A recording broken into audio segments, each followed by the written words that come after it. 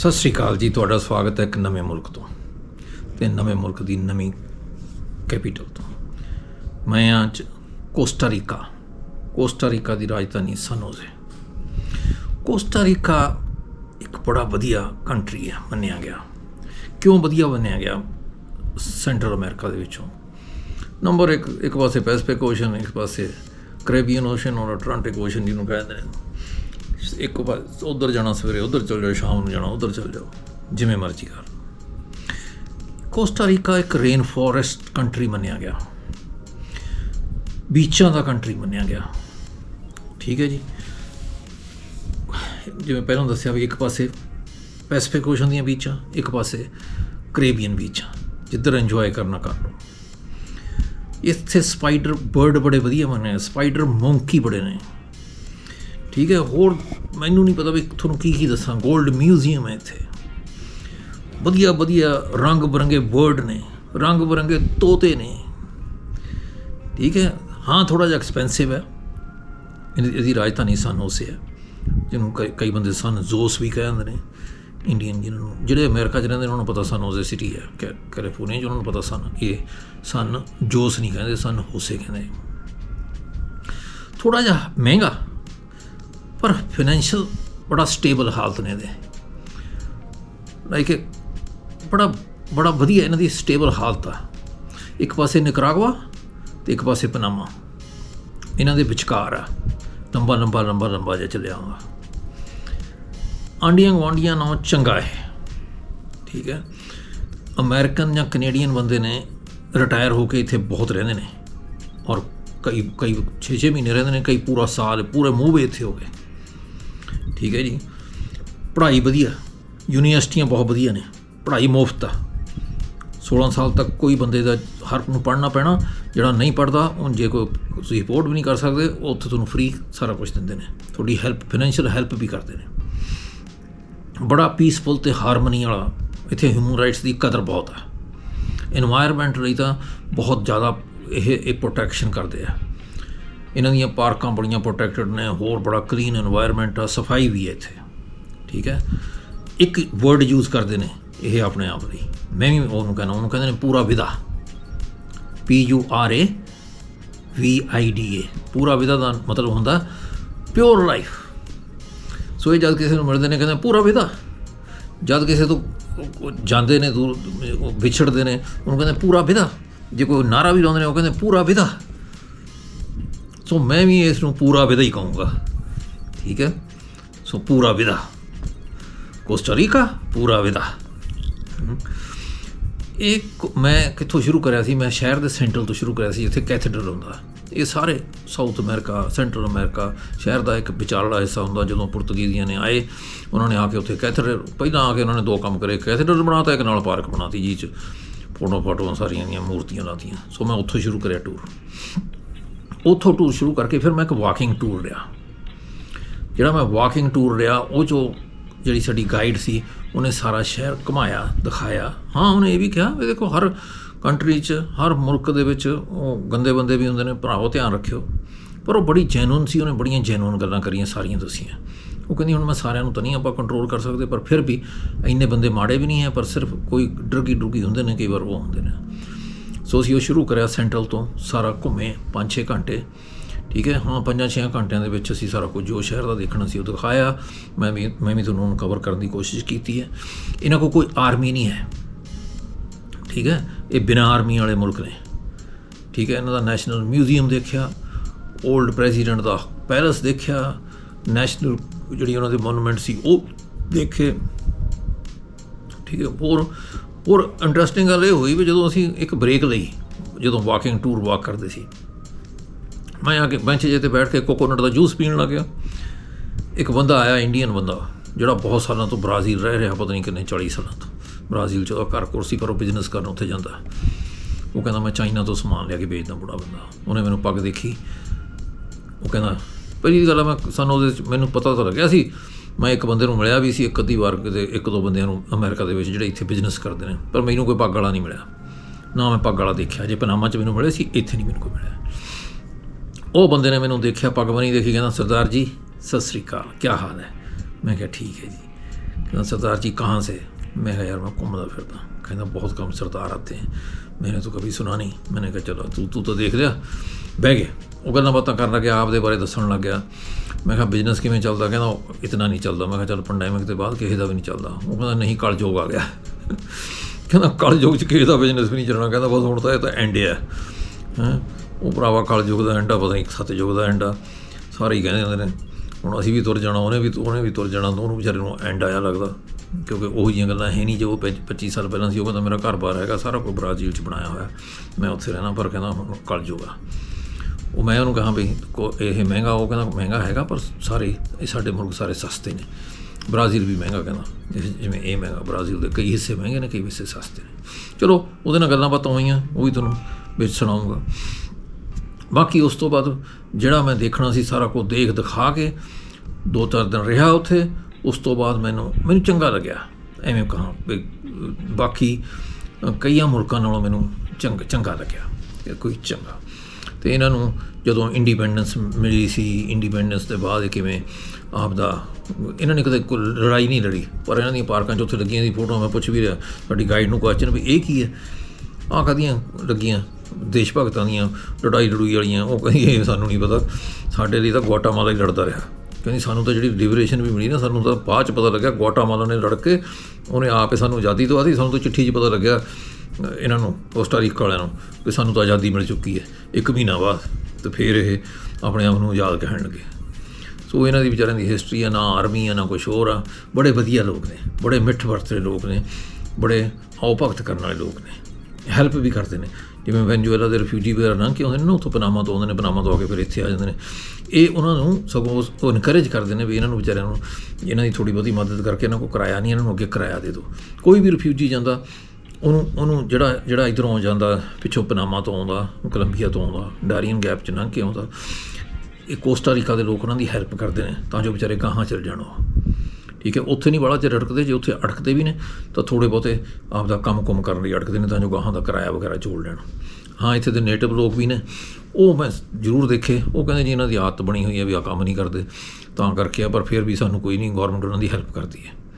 Government ਬੜੀ ਵਧੀਆ ਲੋਕਾਂ ਦੀ ਹੈਲਪ ਕਰਨ ਵਾਲੀ ਗੌਰਮੈਂਟ ਆ। ਮੈਡੀਕਲ ਵੀ ਫਰੀ ਆ ਉਹਨਾਂ ਦਾ, ਪੜ੍ਹਾਈ ਵੀ ਫਰੀ ਆ, ਹੋਰ ਸਾਰਾ ਕੁਛ ਆ। ਬੜੀ ਚੰਗੇ ਬੰਦੇ ਨੇ। ਠੀਕ ਹੈ। ਹਾਂ, 2 ਚੀਜ਼ਾਂ ਉਹ ਐਕਸਪੋਰਟ ਕਰਦੇ ਨੇ। ਇੱਕ ਤਾਂ ਕਰਦੇ ਨੇ ਆਹ ਪਾਈਨਐਪਲ ਬਹੁਤ ਜ਼ਿਆਦਾ, ਅਤੇ ਇੱਕ ਕੌਫੀ। ਠੀਕ ਹੈ। ਫਿਰ ਅੰਤਰੋਂ ਪੂਰਾ ਵਿਦਾ ਮੀਨਸ ਪਿਓਰ ਲਾਈਫ। ਠੀਕ ਹੈ। ਧੰਨਵਾਦ ਤੁਹਾਡਾ ਕੋਸਟਾ ਰੀਕਾ ਮੇਰੀਆਂ ਅੱਖਾਂ ਨਾਲ ਵਿਜ਼ਿਟ ਕਰਨ ਲਈ। ਠੀਕ ਹੈ। ਸਬਸਕ੍ਰਾਈਬ ਕਰ ਦਿਓ। ਧੰਨਵਾਦ ਜੀ। ਹਾਂਜੀ, ਸਤਿ ਸ਼੍ਰੀ ਅਕਾਲ ਜੀ। ਤੁਹਾਡਾ ਸਵਾਗਤ ਹੈ ਇੱਕ ਨਵੇਂ ਸ਼ਹਿਰ, ਨਵੀਂ ਕੰਟਰੀ ਤੋਂ, ਨਵੇਂ ਸ਼ਹਿਰ ਤੋਂ। ਮੇਰਾ ਕਹਿਣ ਦਾ ਮਤਲਬ ਹੈ ਕੋਸਟਾ ਰੀਕਾ ਤੋਂ। ਕੋਸਟਾ ਰੀਕਾ ਦੀ ਰਾਜਧਾਨੀ ਆ ਸਨ ਹੋਜ਼ੇ। ਠੀਕ ਹੈ। ਉਹ ਸਨ ਜੋਸ ਨਹੀਂ ਇਹਨੂੰ ਕਹਿੰਦੇ, ਜੇ ਇੰਗਲਿਸ਼ 'ਚ ਲਿਖੇ ਉਹਨੂੰ, ਜਿਵੇਂ ਆਪਾਂ ਸਨ ਹੋਜ਼ੇ ਕਹਿੰਦੇ।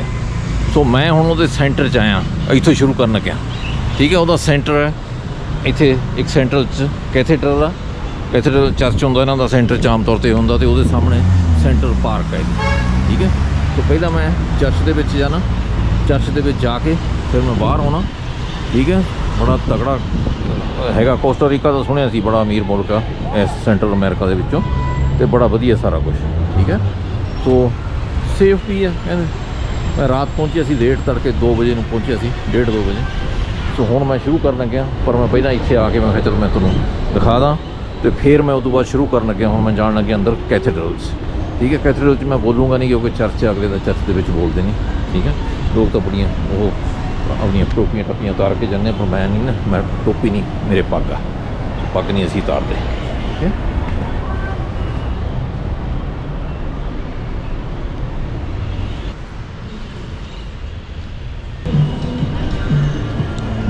ਸੋ ਮੈਂ ਇਹਦੇ ਇਸ ਪਾਸੇ ਨੂੰ ਆ ਕੇ ਨਿਕਲਿਆ ਜੀ। ਆਹ ਕੋਈ TV ਸਟੇਸ਼ਨ ਹੈ ਵਿੱਚ, ਇਹਦੇ ਵਿੱਚ ਪਤਾ ਨਹੀਂ ਕੀ ਹੈ ਹੋਰ।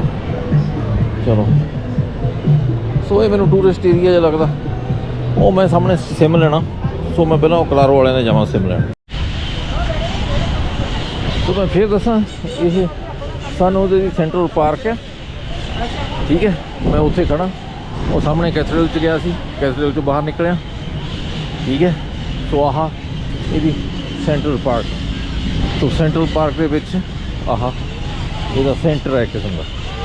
ਸੋ ਆਹ ਬਣੀ ਹੋਈ ਹੈ ਜੀ ਪਾਰਕ, ਉਹਦੇ ਉੱਪਰ ਚੜ੍ਹਨ ਲੱਗੇ।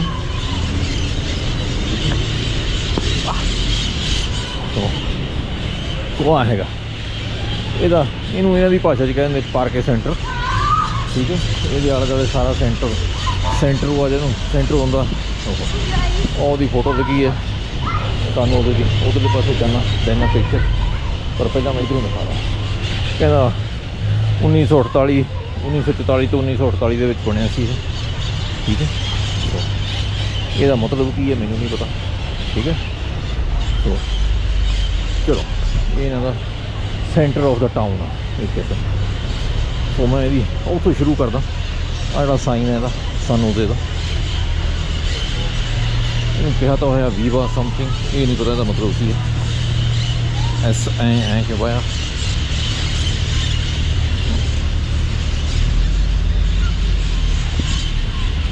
ਉਹਦੇ ਕਰੰਟ ਵਾਲੇ ਪਾਸੇ ਆਉਣਾ।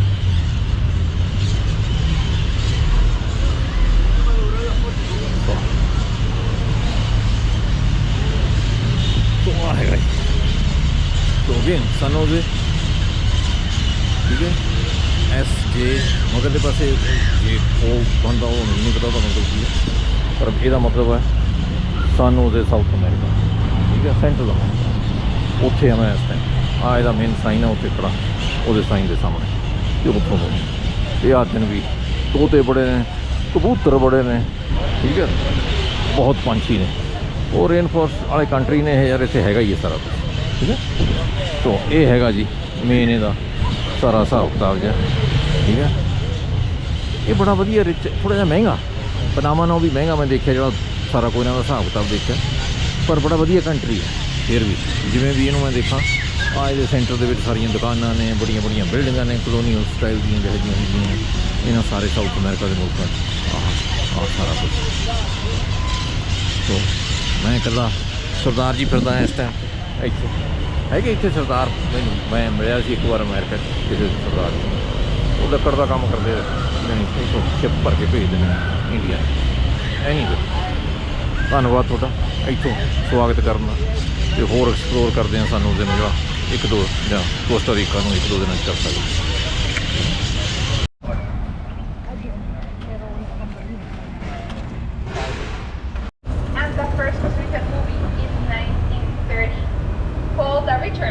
About a guy from the country who was in love with his cousin, but he had to come to San Jose to study. Amazed with city life, he met another man named Pura Vida who started introducing him to him.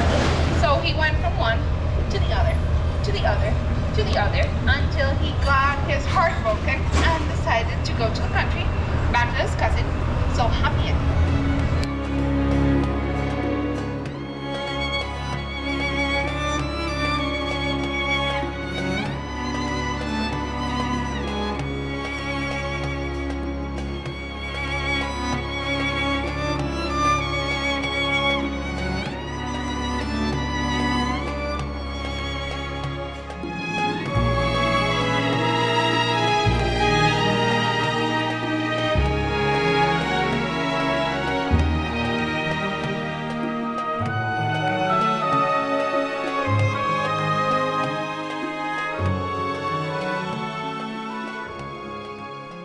From the east are on that end, and all of the bus stops from the west are on the other end. So before COVID, the municipality estimated that around 500,000 people walk through here every day, which is almost 10% of the population of the country. And that generated chaos. So they decided to build this to organize things a little bit. It has worked a tiny bit. There's still chaos around town, but at least now we have a wider space to walk through every day. Consider the artery of the city has over 220 establishments, both commercial and restaurants, so you can get anything you need or don't need from here. If you walk around, you will be able to see the informal salespeople. So a plastic bag on the floor with lots of trinkets on it.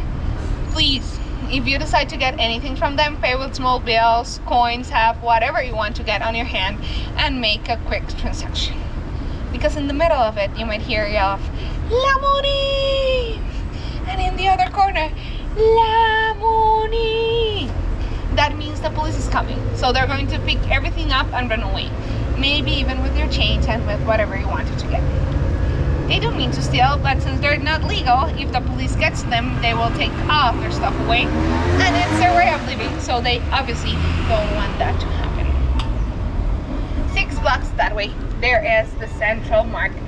The best and cheapest place to get Costa Rican food and crafts. There you can also get cheese, meat, natural remedies, and fresh fruit. Please, if you see any food you... हाँ जी, अच्छा लगा आपको मिलके, बहुत अच्छा। Good. हाँ, सो आप कहते हैं आप ब्राज़ील में रहते हैं? ब्राज़ील से। हाँ, ठीक है, ठीक है। तो वहाँ घर बार है, बनाया हुआ बिजनेस चलता है अपना सारा। हाँ, सामान लेके आते हैं चाइना से? हाँ। हाँ, ठीक है, ठीक है। अच्छा चल रहा है बिजनेस, ठीक है? ठीक है। पहले पहले जो था ज़माना। नहीं वो तो पेंडेमिक के बाद तो फिर ऐसा हुआ नहीं ना। हुआ ही नहीं, अभी नहीं होएगा। हाँ, होगा नहीं होएगा। नहीं अभी हो गया एंड। हाँ, बस अभी समझो एंड है, क्योंकि जुल्म बढ़ गया है। हाँ, जुल्म बढ़ गया, ठीक है। कलजुग आ गया। हाँ, कलजुग, ठीक है। बस अभी कभी भी जास्ती में जास्ती आपके बेटे लोग बड़े हो गए, उसके बेटे हो गए, तो एकदम 100% कलजुग है। ये तो चलो, कल की राज आ जाएगा। आपको मिलके बड़ी खुशी हुई, ठीक है। मैं अपना कार्ड दे देता हूँ। हाँ, कार्ड देखता हूँ, मेरे पास है तो क्या नहीं यार, है नहीं, आज मेरा कार्ड भी नहीं था, रह गया कहाँ यार। नहीं, आज मैं कार्ड कहीं भूल आया, घर में ही भूल आया। देखता हूँ, शायद मेरे बैग में एक आधा होता है, देखता हूँ।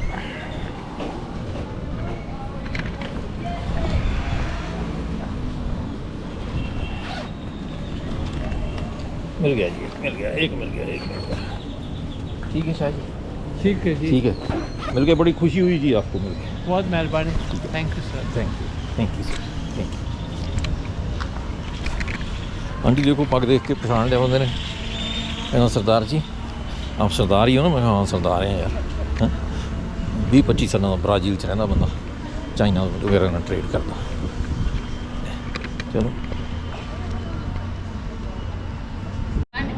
After that church, one of the oldest buildings in the city, made in the 1850s due to a request made by the people that lived around here. Because this was like the end of the big city, so it was very solitary. So the Solitude neighborhood, and dedicated to our Virgin of Solitude. Between the fun facts are first, that Virgin over there standing in a trailer, nowhere near the airport. It's here because the priest from this church and one in Brooklyn that was actually near the JFK airport were very good friends. The Costa Rican went to visit, saw the sculpture, and loved it. And the archdiocese was nice enough to give it to him as a present.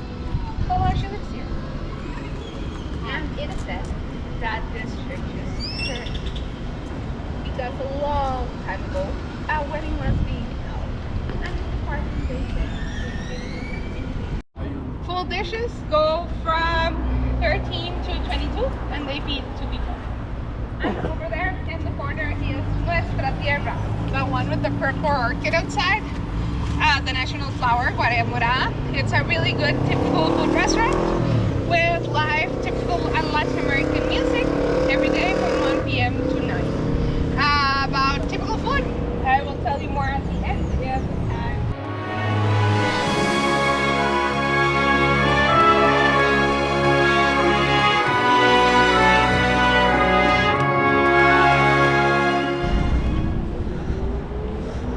ਇੱਕ museum ਆ ਗਿਆ ਜੀ, ਇਹਨਾਂ ਦਾ national museum ਆ। ਆਹ ਦੀ building ਆ। ਚਲੋ ਦੇਖਦੇ ਹਾਂ ਕੀ ਕਹਿੰਦੀ ਸਾਡੀ guide. Was full, so he painted it that color, and we have kept it like that ever since. So following the idea that we are very original with the name, can any of you guess the name of it? Blue House. A little more medieval than Blue House, but still visual. Blue Castle? Yes, 1 point for you. Ya lo sabías. No. Hey, muy bien. And I'm going to give you half points. It is the castle, going to become the Museum of Democracy. We do not have an opening date yet, but I'm expecting another delay with the construction, and I know I will not be disappointed. We still have, they're watering the plants. We still have a presidential house located in Zapote, which is that way, but it's only offices. Residents live in their offices. Back to the break. It has been harshly criticized. The population hates it because, well, we feel it was designed like a fortress to keep us away. It doesn't inspire transparency at all. It's supposed to be 100% environmentally friendly in terms of lighting, ventilation, and water treatment, but as you can see through the slits, the windows, the lights are always on, even at noon when the sun is shining high. By the way, the panels are fixed. They don't move. Those are always in the same place. And well, I've searched thoroughly for information about solar panels, and they don't seem to have any. So I think the green thing is the light. From the inside, it's not as ugly, shaped like a square donut with a hole in the middle, with huge windows facing the inside. So they get some natural lighting from there, but it obviously doesn't reach the offices on the perimeter. All that is supposed to have meaning.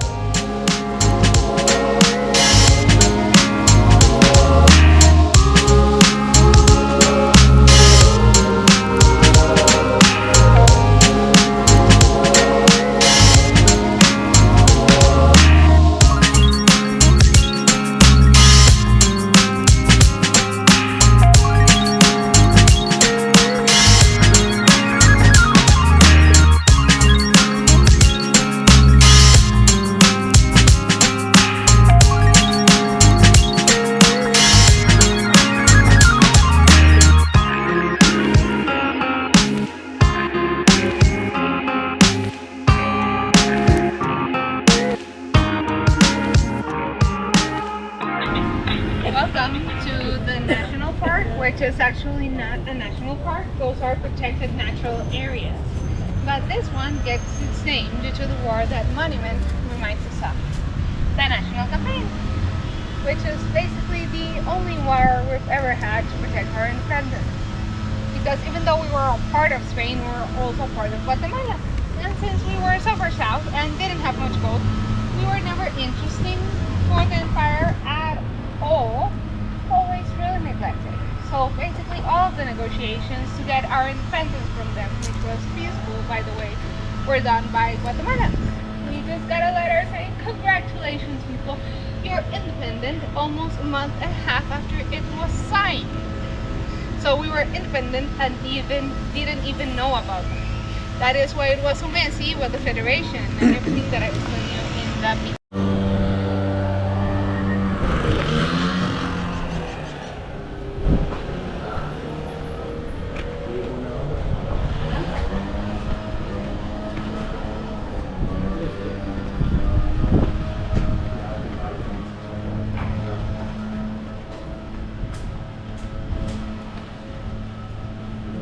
ਸੋ ਸਾਡਾ last stop ਹੈ tour ਦਾ